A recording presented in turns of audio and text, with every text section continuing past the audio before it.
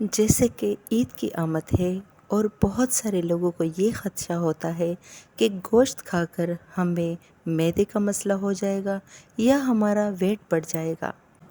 تو اب آپ کو بالکل بھی ٹینشن لینے کی ضرورت نہیں۔ خوب کھائیں، رچ کے کھائیں کہ میں آپ کے لیے بہت ہی زبردست ریمیڈی لے کر آئی ہوں۔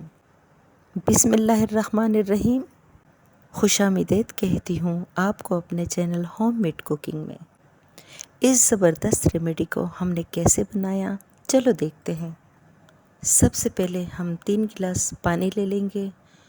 اس میں 1 اسپون کے قریب سونف، میتھی دانہ، زیرہ، کلونجی اور ادرک، اس کو بھی ہم کرش کر لیں گے۔ ادرک دل کے والوں کو کھولتا ہے اور معدے میں ہاضمہ لاتا ہے۔ آپ ایک دفعہ یہ شربت بنا کے پی لیں، معدے کی ساری بیماریاں جھٹ پٹ ختم۔